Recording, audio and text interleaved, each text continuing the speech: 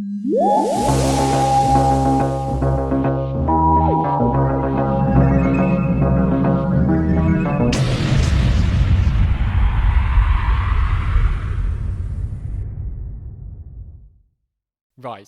so hello everyone, this is Cynical Who. Today, assuming that Oliver has got his act together, is the 5th anniversary of the beginning of Series 9. The 5th anniversary of the broadcast of The Magician's Apprentice on BBC One, Saturday the 19th of September. And I thought that it would be a good opportunity, 5 years on, to discuss Series 9. From my point of view, it will be an appreciation. From Oliver's point of view, it won't be that because he's quite apathetic towards Series 9. He doesn't care about it. Okay, I don't really care about anything between Series 5 to Series, 10. Actually, in fact, Series 5 onwards. Series 9, I never watched when it came out. Did you not? I remember I watched The Woman Who Lived and Sleep No More and Heaven Sent. And Before the Flood. I think those are the ones I remember. I don't really remember watching any else. Yeah. Yeah, I think I watched all the episodes going out live apart from Heaven Sent because I had other things going on that night. But I watched it the morning after because I recorded it.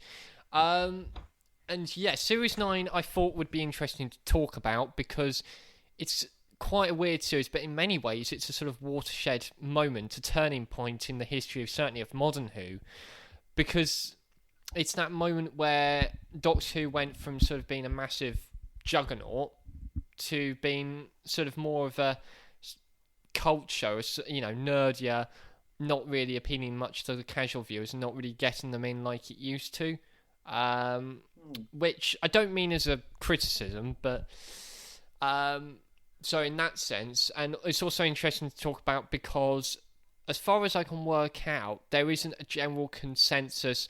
Most people agree that Series 1 is really good, Series 3 is really good, and the latest series, like the Chibnall series, well, you know. Anyway, but people don't really agree that much on Series 9. I've seen a lot of people say that it's the best series of New Who. I've seen a lot of people say that it was the start of the nadir of Doctor Who, that Series 8, Peter Capaldi's first series, represented a sort of brave new world, a fresh new direction for the show. It finally had a sense of identity, but it chucked it out with Series 9, and this was the start of the show, embracing toxic ideologies and feminist propaganda, as opposed to coming up with new stories. Not a view that I agree with in the case of Series 9, Series 11 and 12 possibly, but not Series 9. And I, for many years, was pretty ambivalent towards Series 9. I remember Series 8 caused a buzz for the reasons that I've described, because Peter Capaldi was a very different Doctor. You didn't know how he was going to behave, and it coincides with my developing critical faculties. And I remember Series 8, and I was really excited by the new direction that the series was going in. I really liked Capaldi's portrayal. I liked the fact that the show was growing up with its audience that have followed it very, with great devotion since 2005. I liked the fact it was going in a darker, more mature direction. But, Series 8, looking back, was one of the least consistent series. Half of it's really good. Half of it is, Robot Sherwood and The Forest of the Night. But I remember thinking, there was great promise and potential, and it felt like if they could just hone down, the next series would be something really special. Fast forward to 2015 actually, I'm getting confused with dates, but 2015, first trailer comes out at San Diego Comic-Con. I was pumped. I remember being really excited as I was for the 50th anniversary in the hour running up to The Magician's Apprentice. I couldn't wait for it to start. But weirdly, and I really enjoyed that episode, but that's the last time that I've had that sort of pre-Doctor Who excitement, apart from, say, Woman Who Fell to Earth and Spyfall, I remember you talking about how you nearly pissed yourself. Yeah.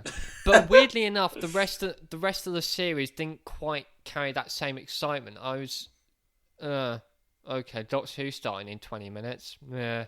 And nothing really sort of excited me. But I think it's because there wasn't that same buzz. The publicity felt weirdly understated.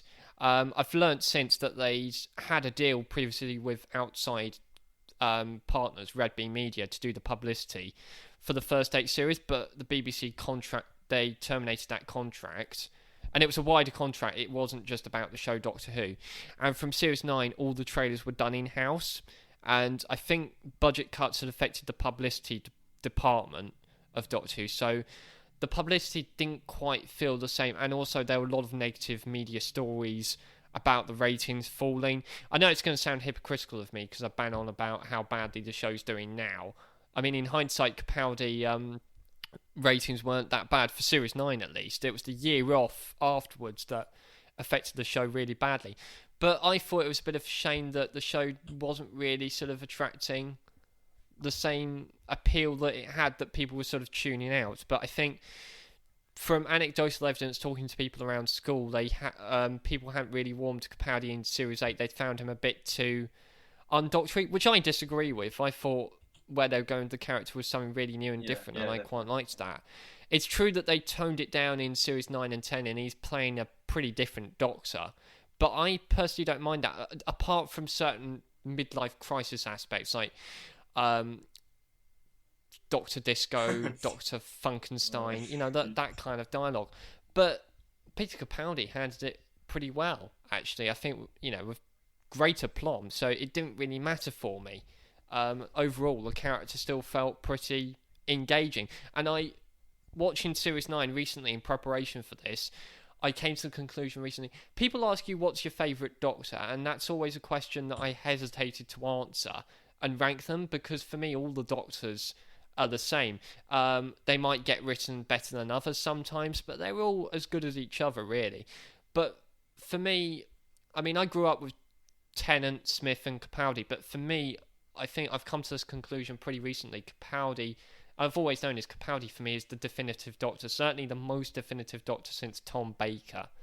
He has that energy, but I think he just handles everything incredibly well, and he's one of the best, most experienced, distinguished actors that's ever played the role. And just in Series 9, his entrance on a tank playing guitar in Sonic sunglasses, and Episode 5, he's asked to speak baby. Really ridiculous things he's asked to do. But he takes it utterly seriously, and everything he is asked to do, he does it really well, and he lifts certain scenes. He's the reason that I love the Zygon Inversion, because of his big speech at the end. And it was given things that, in the hands of lesser actors, on the script, it might not read very well, but Capaldi, really knocks it out of the park, for me personally. Fair enough. But I was really ambivalent towards Series 9 for some time, because it felt like at the time the show was going through the motions. But in light of everything that's happened in the following 5 years, and especially watching it recently, I've been able to appreciate it more, especially time is a great healer. I can see myself, heaven forbid, warming to Series 11 and 12. I'm starting to warm to Series 11 for at least being different. And it allows you to contemplate things, the dust settles, and maybe that's what it is, but maybe it's just in comparison to stories that have come later, because I do think personally the show's declined under Chibnall, because I'm negative like that. But I've really started to appreciate Series 9. It's not the best series ever, but it's pretty good, and there's some great writing. I like the foreshadowing. I've begun to appreciate the plot art more. I've said before I didn't like the hybrid, and there's certain things I still don't like about it. The fact that it changes, the fact that the Doctor ran away from Gallifrey, not because he was bored or fell out with society, but because he was scared. But I like the more it's the plot arc isn't really about the hybrid, but it's about the relationship between Doctor and Clara Oswald, really. In earlier episodes, the Doctor is becomes sort of monomaniac in the sense that, I want Clara Oswald and I will do anything to save her, as opposed to saving other human beings that are in the room. It's particularly apparent in Under the Lake. No, Before the Flood, sorry, where O'Donnell is killed and the Doctor is taken to task on that.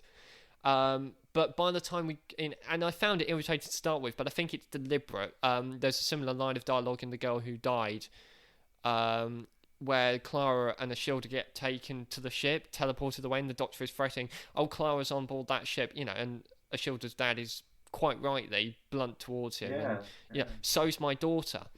And that's kind of hinting at the destructive relationship, really, the fact that the Doctor is caring too much for Clara, which leads nicely into the last 3 episodes where it's, as I say, it's a destructive relationship that threatens to destroy everything around them. And I like, I've started to like the fact that the hybrid is left open to interpretation.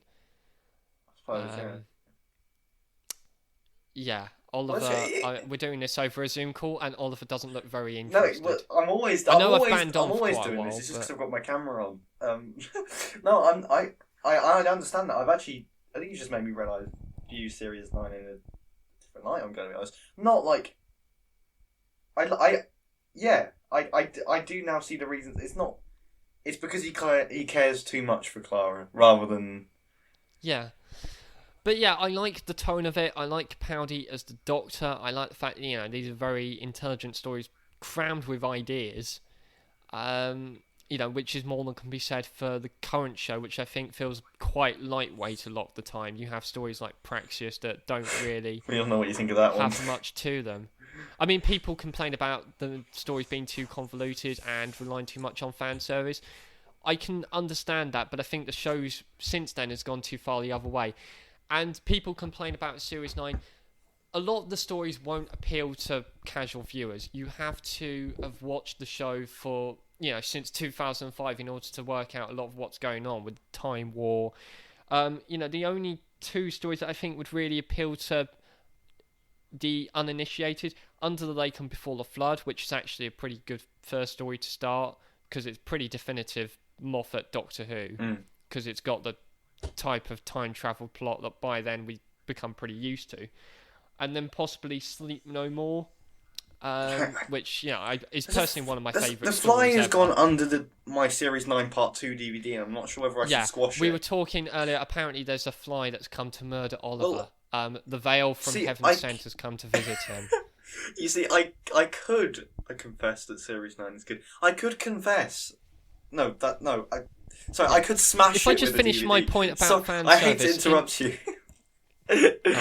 But yeah, I would like to defend the fan service, because you have to remember at this time the show had been on air for 10 years. 10 years is a very long time, and it's a very long time to stay up at the top of your game. He's just crushed the fly. But 10 years is a long time. At that point, you're not going to attract casual fans when you're in your 9th series. I quite like... At the time, I remember seeing Davros on screen, which was a surprise. I'd read some rumour about it and kind of dismissed it. But then when he appeared, it was a genuine shock. And it was, I was really excited to see him back, and I was really excited they kept that back. I was really glad they did that. I enjoyed that.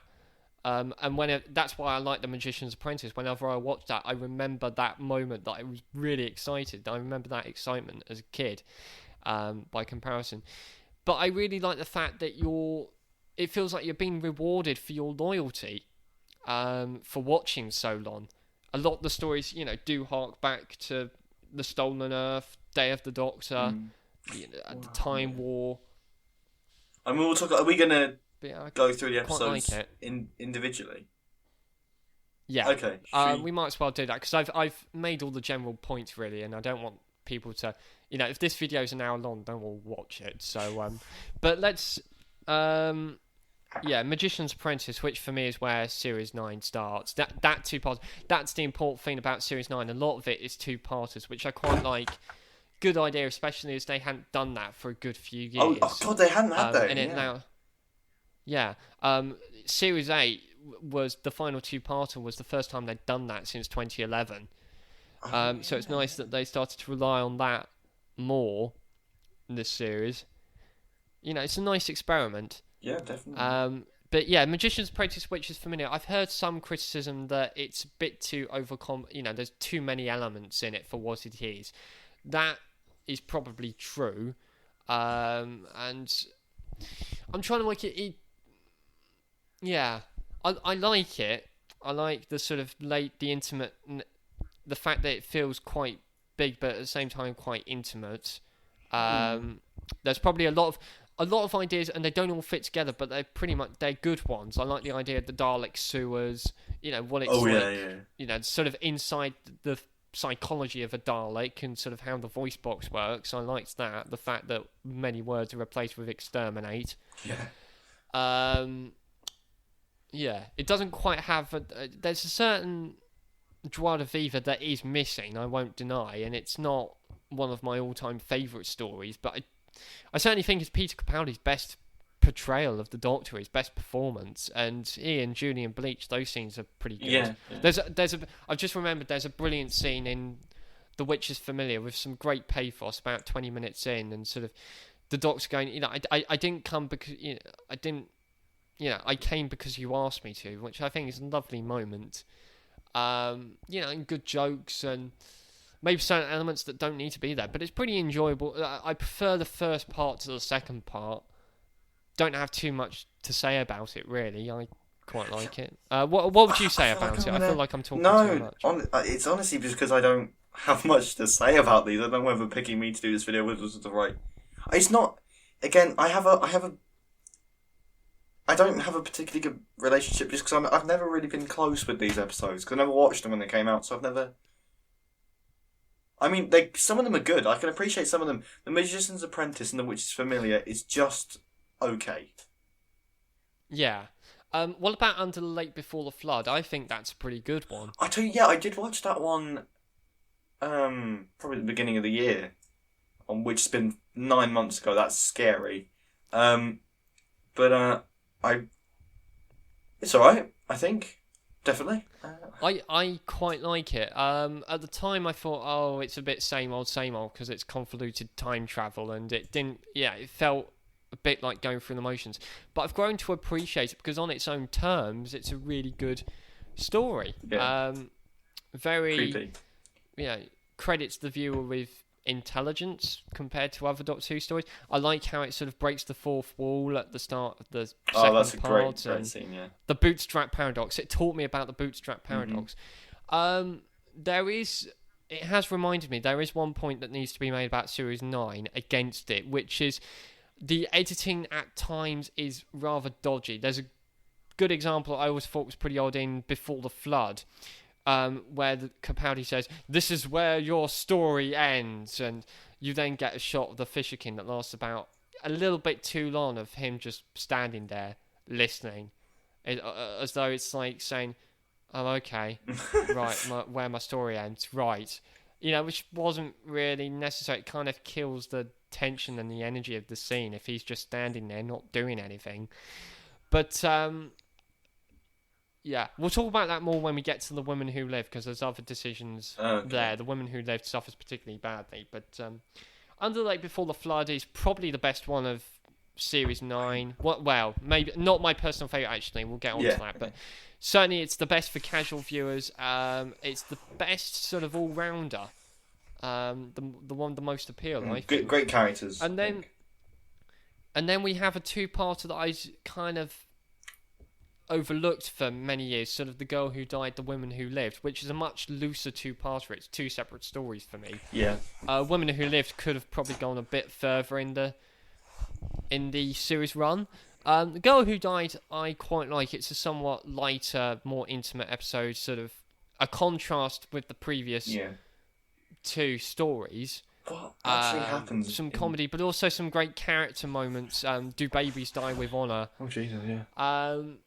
And yeah, I like the sort of idea of. I was a bit worried going into The Women Who Lived that sort of the immortal idea was a bit too similar, because we've had immortals before with Jack Harkness, but the emphasis is actually different, because with Jack Harkness, we never considered some of the setbacks of being an immortal, such as falling in love with people that aren't immortal like you and are going to die and leave you on the concept of the immortal. You live forever whilst everyone die. That's something that the show hasn't previously explored, and it finally explores it here. So that's something in favour of The Women Who Lived. I watched The Women Who Lived for the first time quite recently, since it had gone out on broadcast, and I'd kind of thought to myself, well, memory serves, it's a bit of a redundant episode because very little happens that affects the arc.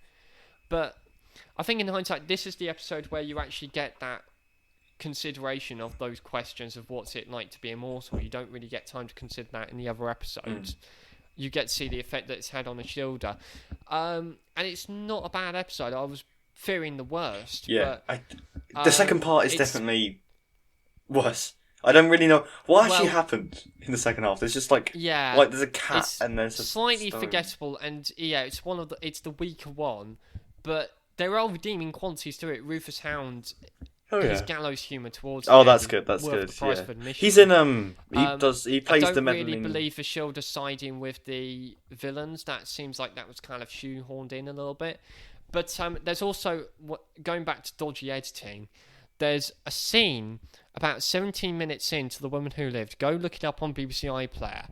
You know, editing goes into overdrive here because 17 minutes in, Capaldi and Ashilda stroke me have broken into a house and they're trying to get out, and it's the classic cliched scene of them stumbling into a room, there's someone asleep, and they have to go out quietly.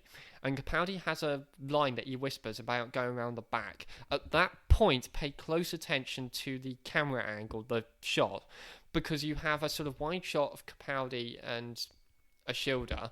I should refer to him as the Doctor, really, but you have a shot of them kneeling down, and he's just whispered his line, and then there's a jump cut zooming in, and then about 0.2 seconds later or something like that, there's another abrupt zooming, like dum dum dum, like jump cut zooming in, for reasons that aren't particularly clear, probably because there aren't any. I mean, I don't know why anyone thought, right, that's what this scene needs, but I kind of like it that way, because clearly, I mean, it's too weird and out there to be an accidental mistake. It's quite clearly deliberate. So an interesting choice of editing there. And then there's some lines later on added in ADR where you have some beams going up into the sky, and they're different colours, and you just hear the Doctor going in the background. That's purple. That is the colour of death.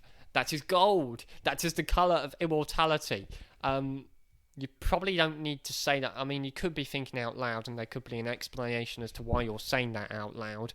That you're thinking out loud, but there isn't any reason to say that. Maybe keep it subtle for the clever ones to work out. Don't just spoon feed everything to the audience. I also realised... But Heaven Sent makes up for that, because Heaven Sent is quite an intelligent one that doesn't really have mainstream appeal and doesn't spoon feed the audience, I don't think so. Heaven Sent makes up for that. But yeah, Woman Who Lived is slightly forgettable and is the weaker one, but don't dismiss it, I would say, because I enjoyed it more than I thought I would. Yeah, definitely. Because I watched those back in... I think I watched them last year. I watched them in some, maybe November or December last year. They're good. Yeah. I mean, they're not... They're okay. Yeah, and then Zygon 2-parter.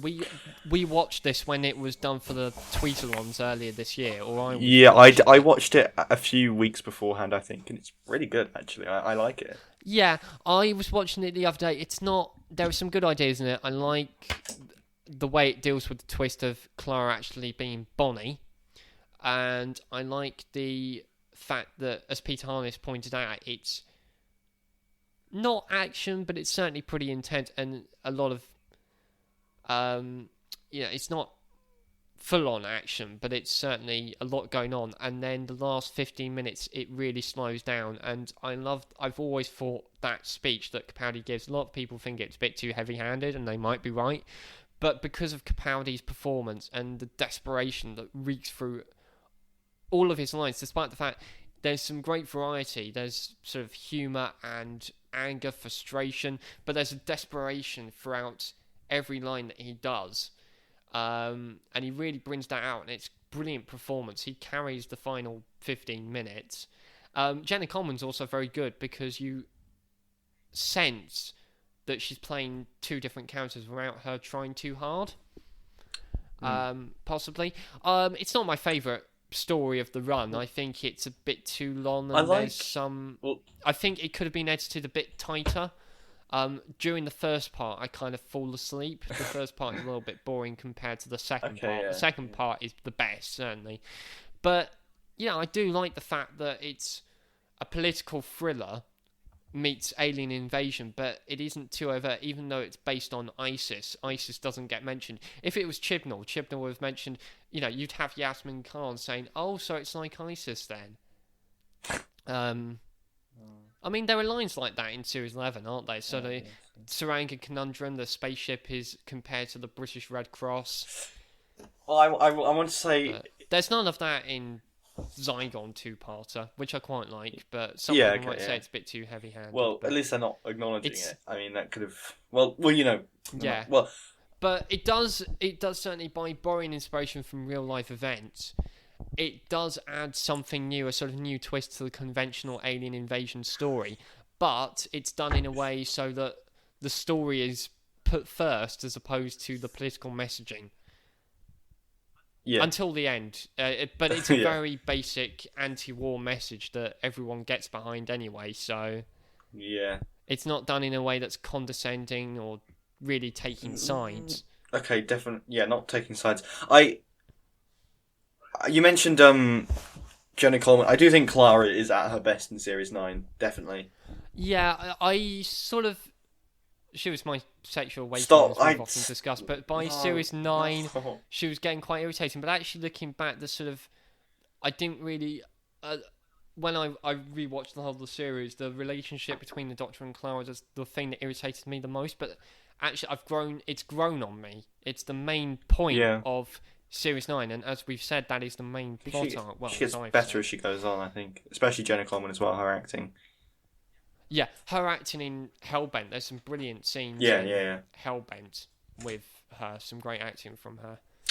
I was going to mention, I don't know, I've forgotten it now, this was earlier.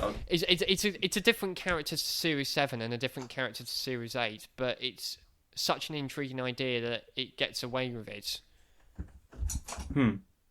But you were saying? Oh, I was just going to compare the robots from the girl who died to Drathro from The Mysterious Planet. Oh, yeah. That's it. I don't know why that just came to... A little bit. Not much, but a little bit. They're the Maya, aren't they? Oh, yeah. We've got to sleep no more, haven't we? Yes, and you've spoken about this one on the... Yes, I did a video on underrated episodes at the start of this year. There'll be another video that Oliver has done with a friend of his on underrated videos coming out soon, if it hasn't come out already.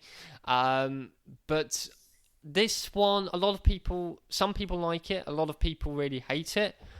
I have always really enjoyed it, and I watched it yesterday. I still enjoy it. I like the fact that the way that it twists around the found footage and utilises that. I like the sort of anything with the kind of nihilistic tone that Sleep No More has, and the atmosphere that Sleep No More has. For me, it's about the tone and the atmosphere. Anything with that kind of tone and atmosphere, I will go for, which is why I think Alien 3 is the best Alien film. If you watch it in the assembly cut, that is.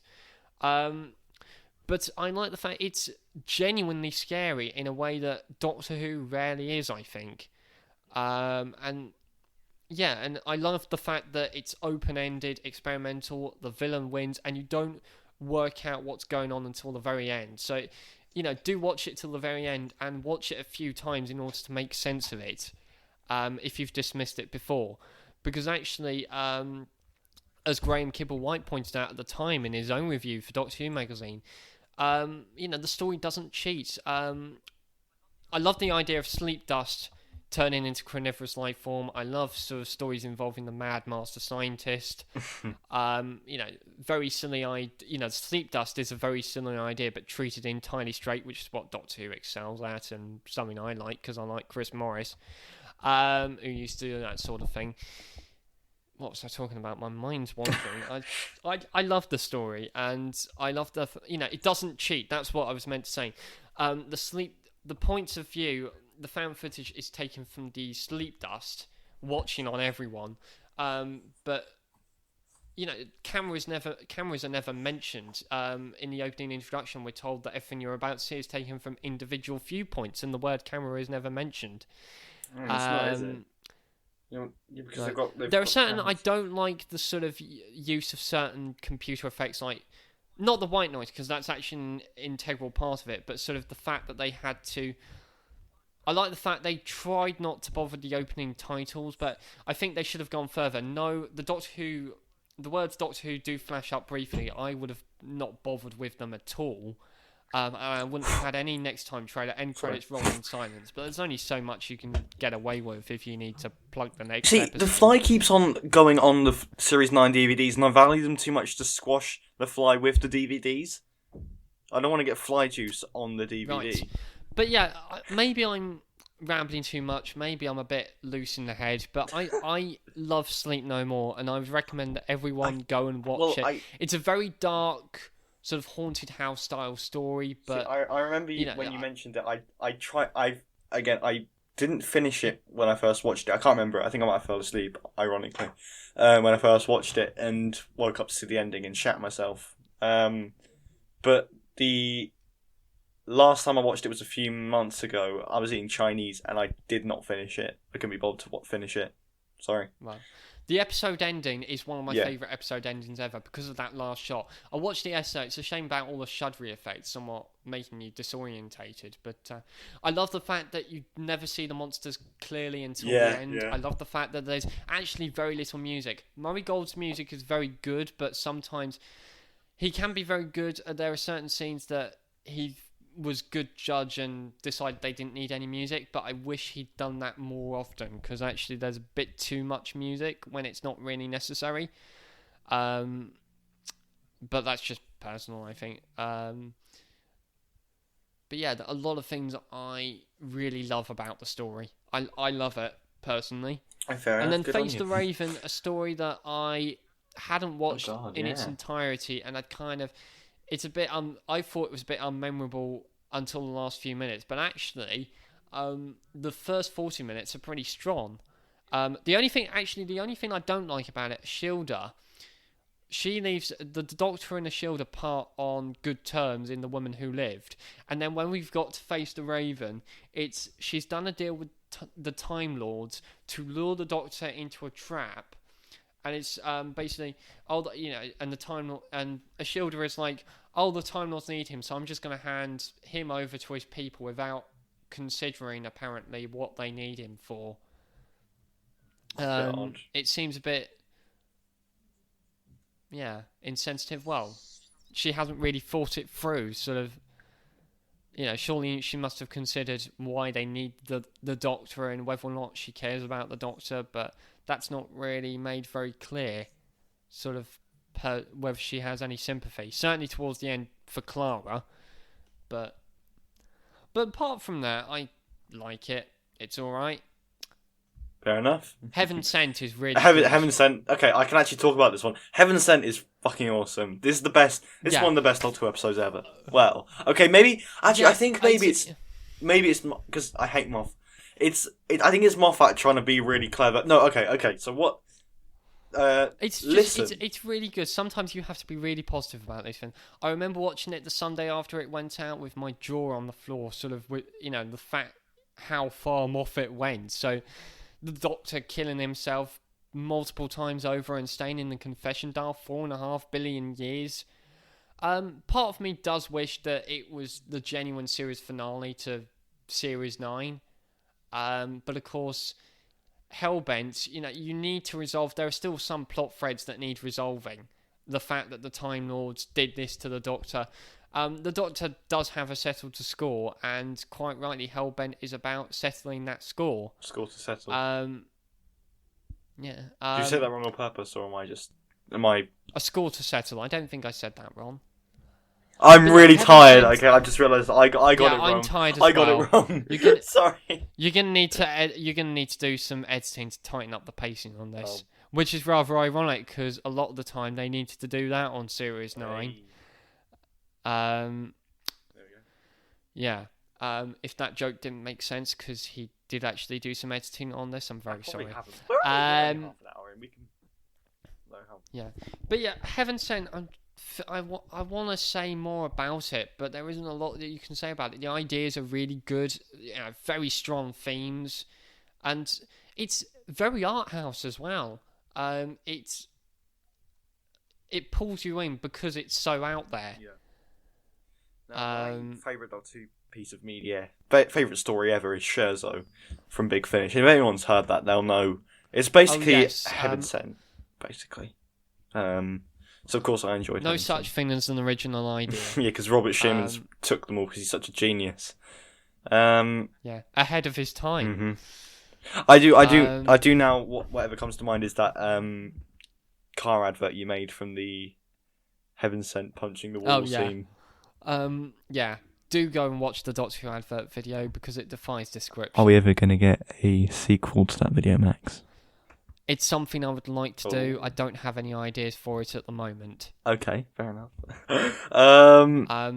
But yeah, Heaven Sent is excellent. I suppose we need to talk about Hellbent now. Oh God, fuck! Right. Well, when are we gonna do? You actually watched this a while ago, and you love it, don't you? No, I hate it. When are we gonna? Oh, just kick my laptop. When are we gonna do a separate video about this? At some point. Yeah, I was thinking of doing an episode review of this because of the reputation it's got, but I think we might as well do it now within this video. Okay. Well, basically, I remember watching this at the time, thinking it was all right. The same reaction I had after watching The Timeless Children, if you'll recall our first impressions video. Weird, wasn't it? Yeah. I then became aware that it had a lot of people who actively despised it. Stu Bagfall did a review that I saw, and a lot of people seemed to hate it. So I hadn't watched it for years, and I decided to sit down and watch it a few days ago in preparation for this, expecting the worst because of how much people seem to hate it. If you expect the worst, you're gonna like it, aren't you? Yeah, I like it. Okay, and I watched it again today. I don't think it's a fluke. I think there are some great. I think that just to make sure that I wasn't. Yeah, like you say, it wasn't. It's okay. It's got a nice build up. It's got a nice intent. Why don't you like it? Well, it's just waffle. Like So let's go through the episode. So he eats some soup, right? Yeah. Well, I will say the first 20 minutes. The first 20 minutes of the weak part, a lot of people say the first 20 minutes are the strongest part, and then when Clara shows up, it goes downhill. No. I think it's the other way round. The first 20 minutes, everyone treats the Doctor like Space Jesus, and everyone turns against Rassilon really quickly. Yeah, that is weird. The general turning against Rassilon, like a click of a finger, I really don't get that. That feels very weird. And them contriving the Doctor to not say any dialogue until he says, "Get off my planet." I see what you did there, Moffat. It feels quite weird. But I kind of agree with Andrew Ellard. Go back to his tweet notes that he did for this episode that I saw recently, because I was quite impressed by his takedown of the Timeless Children. And, he said, he didn't mind the Time Lords sort of being pushed out the way because they're dull politicians. And actually them being there kind of takes away the mystery. But they kind of had to be there, as I say, because that plot thread needs resolving. And also, this is the thing about Hellbent. It's the only logical way that all the plot threads could have been resolved. Of course, the Doctor would want to go back and take Clara out the time stream. And the story could have ended. I don't quite get how they play Russian roulette with the memory wipe thing at the end. I think at that point maybe Clara just accepts it and says, "Take me back to the time stream," and that would have been a perfect way to end it. But I think there at that point the Doctor flat out lies and says, "I'm not sure you've reversed the polarity." He knows that the polarity has been reversed, I think, but he voluntarily wipes his memory of Clara because of it, he's gone too far, and he does it as punishment to himself. Which, and I like that twist of, at the beginning, you think it's Clara's memory that's been erased, but actually it's the Doctor's memory that's been erased. I always liked that little plot twist. There's a lot of great ideas. Maybe there's too many put together when they don't quite fit. I don't think the Matrix stuff really needed to be there, sort of the guards and the slide. The sliders is an interesting idea and really well executed visually. But I don't think you needed the Daleks and the Weeping Angels there. The Weeping Angels doesn't add anything, having them there for about half a minute. There's no drama or anything there. Oh, it's just fan service, isn't it? It's but like, there's a Dalek, a Weeping Angel, and now the sliders are cool, like you said, but like... Yeah, there's some good character drama. I'm not saying it's brilliant. As I said, it has its flaws, and it's not as good as Heaven Sent, but it's decent. It's not as bad as people say it is. Okay, it's not as bad as people say. I've seen people describe it as a slap in the face. It's just really Of boring. Doctor Who compared to Timeless Children, it's not really a slap in the face. There are teases, references to the Doctor being half human. Well, I kind of interpreted that as the Doctor spending so much time on Earth that he, in a way, he is sort of half human. And I don't really like, as I've said, I don't like the idea of the Doctor running away from Gallifrey, not because he was bored, but because of the hybrid. And certain things about the hybrid that don't make sense, like as Andrew Ellard pointed out, why, if this is really important, why is this being brought up now? Two, the whole sort of aspect of Clara's breaking up the space-time continuum, that really isn't made clear enough, as Ellard correctly points out. It's not really, it's sort of alluded to and then it disappears, and if it was really that important, how come Clara's allowed to live? Surely her carrying on and sort of causing history in the same way the Doctor does, having all the adventures, surely that would alter time, or am I missing something? I don't know, it's a bit odd. Yeah, there are legitimate reasons to hate Hellbent, and people like Stu Bagfall make decent points about it, and they are good points, but sitting down to watch it myself personally, I think it's okay. Okay, fair. It's alright. It's boring, but it's... Yeah, this feels like a very dynamic video we're doing here. But, yeah, Oliver doesn't really care too much about Series 9. I think it's certainly a show... I don't want to say past its peak, because that sounds a bit uncharitable. I'm an uncharitable bastard. No, but what it is it's a show that's been on for 10 years, aging very gracefully indeed. I think that's what it is. Yeah. It's definitely dated by the point of Series 9. I don't think there is some bad CGI effects and there are good CGI effects, as there have been with every series of Doctor Who. Do you want to talk about the Christmas special as well? That's technically part of Series 9 and was broadcast 3 weeks after The Husbands of River Song. No. That's worth mentioning. I have not seen The Husbands of River Song or Doctor Mysterio since they came out. So I cannot say anything. I hadn't watched it since it came out. I watched it a couple of nights ago. We watched it together when it came out, didn't we? Because I was around you. And I watched it a couple of nights ago, and while I think it's heavily contrived, it's based on a joke at the start. Are you the surgeon? I might be. Why? Oh, there's a medical emergency, and instead of being honest and saying, oh, I'm not the surgeon, he goes on out of curiosity. And they get the wrong man, and the real surgeon turns up too late, a moment later, and it's a case of mistaken identity, which I don't really like, the fact that the whole story is based upon that. And if it weren't for the Doctor sort of pretending to be a surgeon pointlessly, because he doesn't know that River's there, remember, and he doesn't know what he's going to get out of it. Why does he go on that journey? And it feels a bit coincidental, but I'm blathering. Once you get past that, there are some good jokes, and yes, it's very light-hearted and silly and stupid, but it's a Christmas episode, and what could be more Christmassy than a Richard Curtis-style rom-com? Which Moffat excels at, the comedy, because that's how he got his first big... Naughty!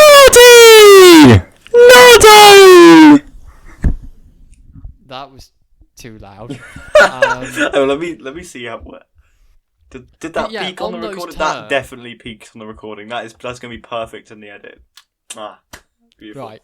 But on the... Yeah, as a Richard Curtis rom-com that you want to watch because it puts you in a better mood, Husbands of River Song actually works really rather fine, and there's some great prosthetic effects and a great performance from... I'm going to have to look it up, but there's some guy in prosthetics who does... I love the prosthetic effects with the heads coming off, and I like the fact it leads into Doctor Mysterio, that you see them reprised again. I like that sort of subtle link. Who is it? Oh yeah, Fleming. I love Rowan Polanski's portrayal of Fleming. He really brings that character to life. No idea. And I love the fact that, yeah. So are they And the 2-episode sequels, they've got the same monster in it, haven't they? Have they? Yes. I didn't realise Yeah. that when it came out. So No, I only realised it yesterday. It put 2 and 2 together.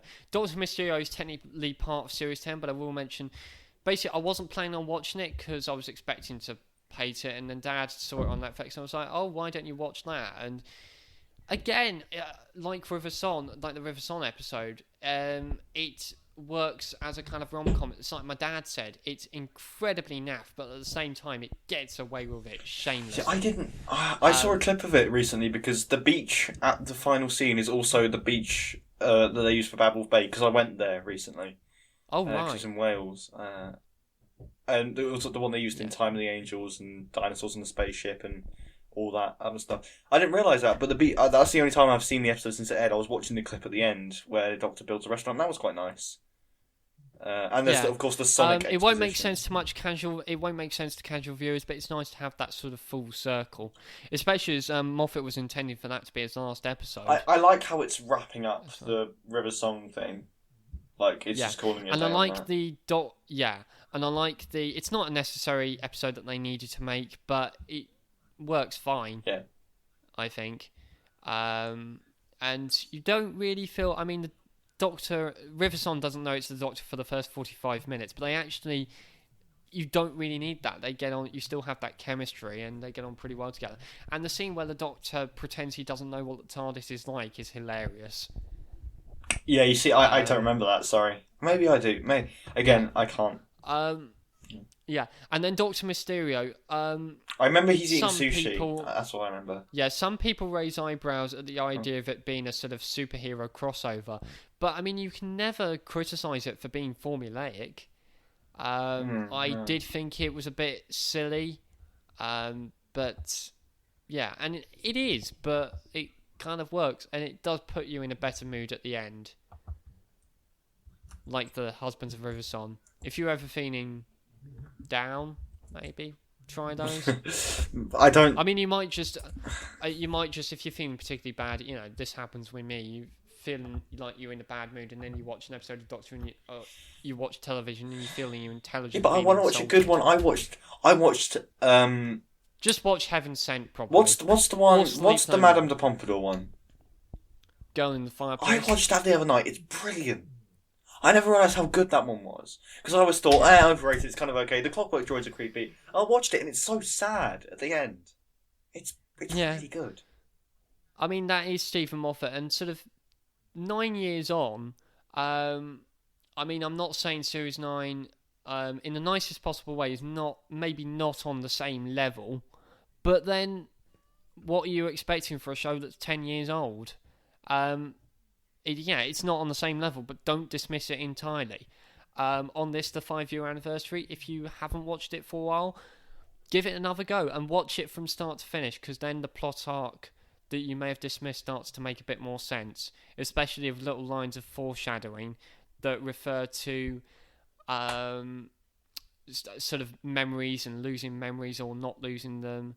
And yeah, I like that about the plot arc, that it's more subtle, more cerebral compared to previous plot I'll have to give arcs. it a go, I think. There's some interesting stuff that you can analyse if you study English or stuff like that. But yeah, Series 9, it's alright. Yeah. Watch it. I did rewatch it, most of it at the beginning of the year, I think. Maybe it was some point. Maybe it was last year. No, it was last year.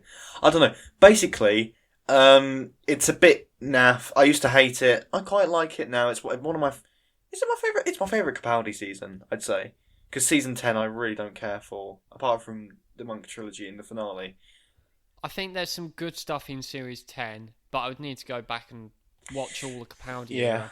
But I do like, as I said, like the Capaldi era. Not all the stories are brilliant.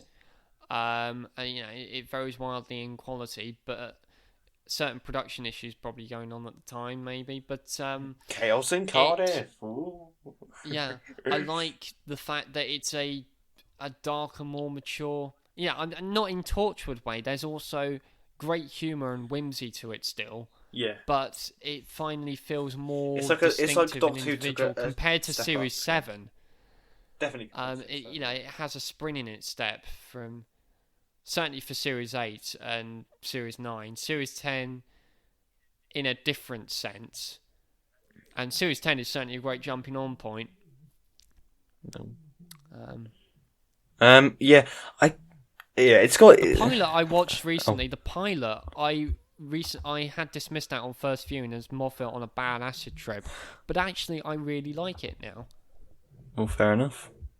I mean, this goes back to what I'm saying. Maybe time is a great healer. Maybe I'm going soft, but maybe in light of the Chibnall era, I'm starting to praise this more. But go back and watch the Pirate Planet.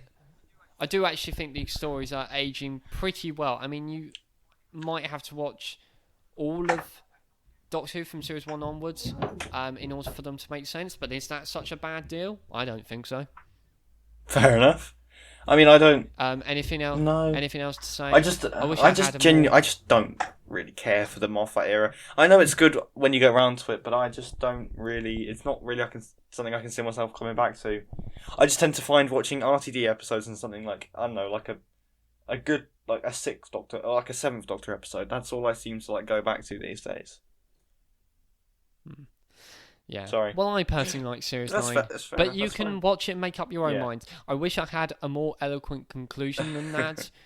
But yeah, I just wanted to do a video where we talk about Series 9, and I appreciate it for what it is, which is that's fair enough. That's fine. a series of pretty adequate stories, solid romps and good character drama. Where would you rank it?